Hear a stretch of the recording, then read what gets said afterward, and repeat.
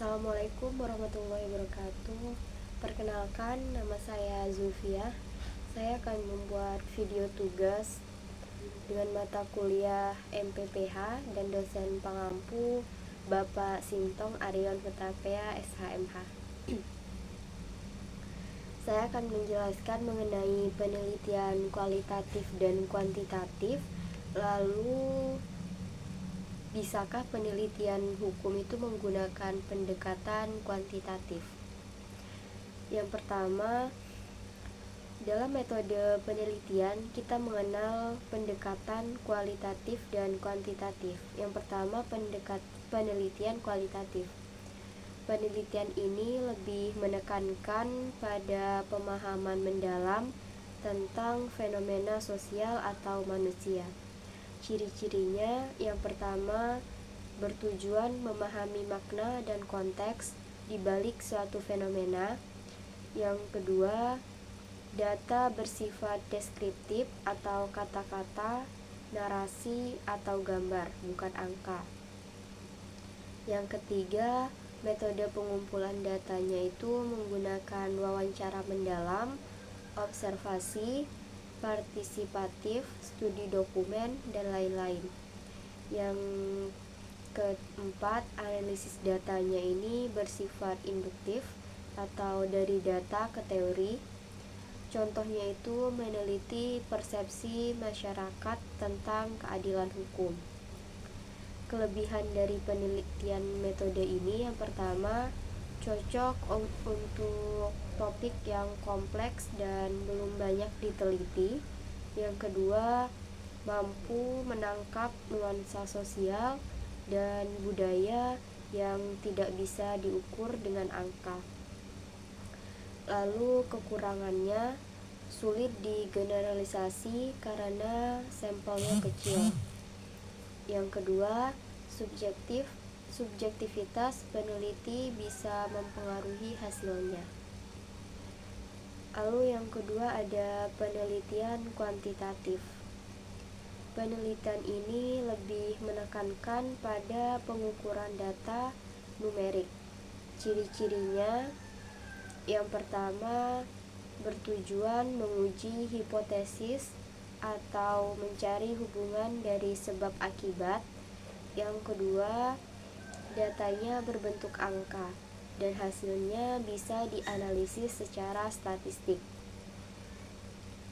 Yang ketiga, metode pengumpulan datanya itu bersifat survei, kuesioner, eksperimen, dan lain-lain. Lalu analisis datanya bersifat dedukatif dari teori ke data. Contohnya itu meneliti hubungan antara tingkat pendidikan dan kesadaran hukum. Kelebihan dari metode ini, hasilnya bisa digeneralisasi ke populasi yang lebih besar. Yang kedua, analisisnya lebih objektif karena berbasis angka. Lalu kekurangannya itu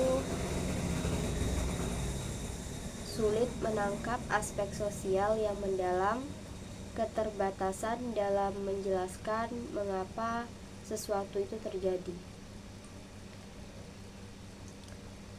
Lalu yang kedua itu, bisakah penelitian hukum menggunakan pendekatan kuantitatif? Jawabannya bisa.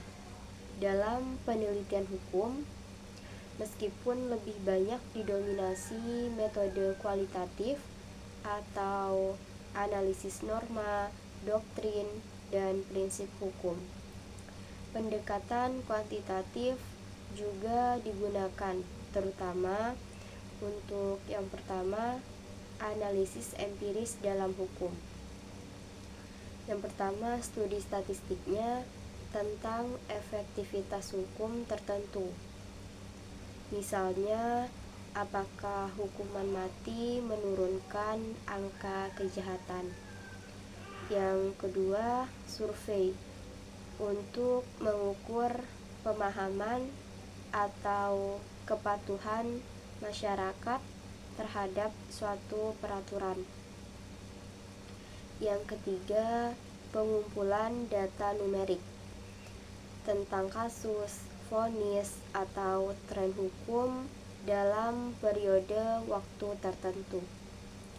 Contohnya itu yang pertama, meneliti persentase pelaku korupsi yang dihukum lebih ringan dibanding pelaku kejahatan biasa.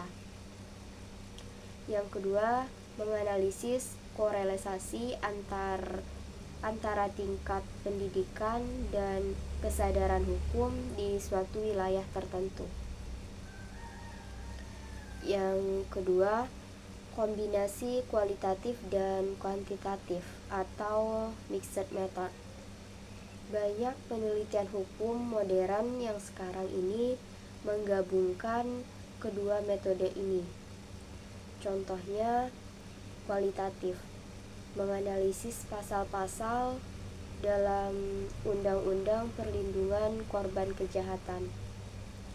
Lalu yang kuantitatif, melakukan survei untuk mengukur sejauh mana korban ini merasa terlindungi oleh hukum tersebut. Penelitian kualitatif lebih menekankan pemahaman mendalam terhadap hukum dan konteks sosial. Penelitian kuantitatif memungkinkan hukum diteliti secara empiris dan objektif melalui data numerik. Penelitian hukum bisa dilakukan dengan metode kuantitatif, terutama dalam analisis empiris untuk mengukur efektivitas hukum atau tren di masyarakat. Pendekatan gabungan atau mixed method bisa menjadi solusi terbaik untuk memahami hukum dari berbagai sudut pandang. Dari penelitian kualitatif dan kuantitatif ini memiliki kelebihan dan kekurangannya masing-masing. Di antaranya itu kalau kelebihan yang kualitatif itu cocok untuk topik yang kompleks dan belum banyak diteliti, tapi kekurangannya itu sulit untuk digeneralisasi karena sampelnya yang kecil. Sedangkan penelitian kuantitatif ini kekurangannya itu sulit merangkap aspek sosial yang mendalam, namun kelebihannya hasilnya bisa digeneralisasi ke populasi yang lebih besar. Sekian penjelasan dari saya. Wassalamualaikum warahmatullahi wabarakatuh.